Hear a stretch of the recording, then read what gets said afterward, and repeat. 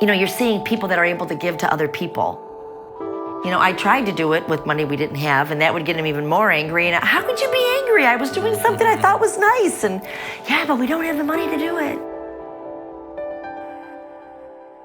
I'm Paul. And I'm Karen. And we're from this area, Cleveland, Ohio.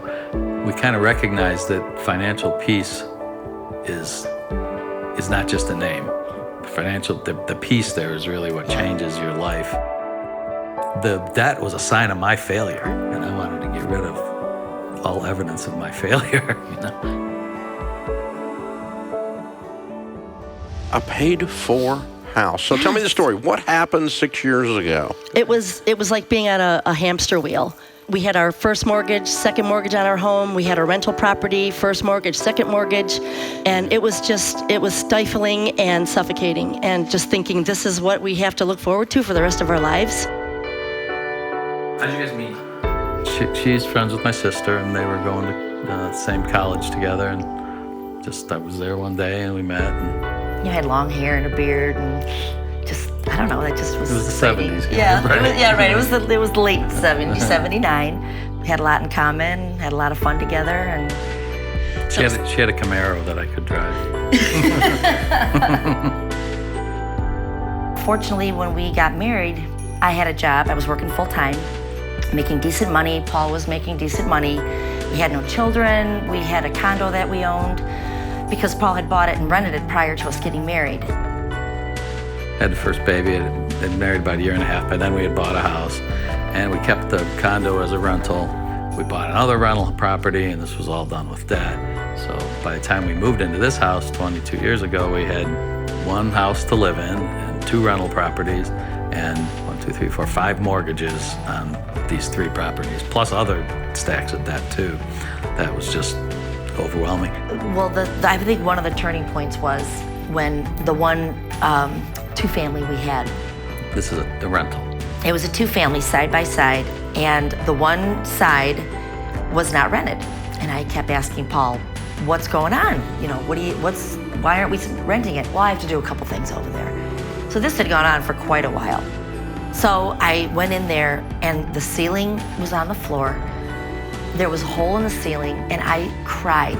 And I thought, what happened? What is this? And then I'm mad. I'm like, this is what he's saying needs a little bit of work? I was livid to the point where it's a good thing he wasn't with me. I mean, I'm not a violent person, but I don't know what I would have done. I could not believe that the disaster I walked in on, what he was saying, it just needs a little bit of work. Even as all this debt stacked up, I never thought that obviously this easy debt is the problem. That's what I should have thought. Something I'm not proud of now, I'm ashamed to say, but I'd come home and see groceries, the cupboards full of groceries. I'd get mad at her because she went shopping, and we didn't have the money for that. Well, I had to use a credit card to get the food because there was no other money. So I was very content in my mind to be the typical husband who complains about how much his wife spends. Just everything you've seen in every sitcom since 1950, I was pretty arrogant, and I thought I knew a lot about it. So I just kept making bad decisions because I thought that was okay. I kind of kept Karen out of the loop of any decision-making, so the only way she got to participate was to feel the anxiety. Well, we probably listened to the radio show for first on CDs, so we started listening to live shows for maybe another few months. And so it was probably 6 or 8 months total after we had started this that we took FPU. I think that I really heard some of the debt-free screams and knew of the despair we were in with each other, and I just said, we have to do something. And I said, you want to try this? And she said yes, and I just was very happy. Yeah. We said we are 100% on board with this. And he promised me and I promised him that we were going to do this no matter what. Our lives were negative. We were negative. Everything about us was negative. And it's like a community of upliftness. It's just so positive. That was another benefit of it, is that we didn't see the negative of everything. When we finally got rid of the second mortgage, I knew that, we both knew that this is doable. We're going to be able to get this done. It's changed everything. It's changed how generous we can be, the things we want to do. Karen, the big thing, Karen was able to go to school in her 50s. She always wanted to be a teacher. She was able to go get a degree in teaching, and we completely cash flowed that. You know, I have friends who are retiring from teaching, and they're like, Karen, you're not going to make any money. And I said, it's not about the money. We're just so hopeful that because FPU showed us all these strategies and methods, and our kids saw it for a long time, we're really confident and hopeful that they don't have to make the same mistakes we did.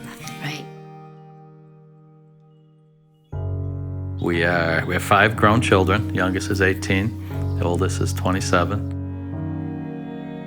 They have seen us go through this whole process. We knew we were very close to paying off the house, so we called to make the appointment to come to Nashville and go to the lobby. Oh, and you brought a bunch of people with you. Like you brought the whole party here. The whole party. Yep, this is it right here. Our legacy. This can stick with them forever, so they can, do I want to say they can be rich? That's not really the point. Right. The point is they can have financial peace and financial options. Financial peace is not just a name. I think it just gives you a sense of, I don't know, what is it? It's peace. Yeah, it's just financial peace. Pretty much. All right, Paul and Karen, Cleveland, Ohio. First time in 30 years of marriage, completely debt-free, house and everything, in their 50s. $324,000 paid off in 6 years, making 90, then 80, now making 117. Count it down. Let's hear a debt-free scream. Praise the Lord Jesus. Yes, 3, 2, 1. We're debt-free!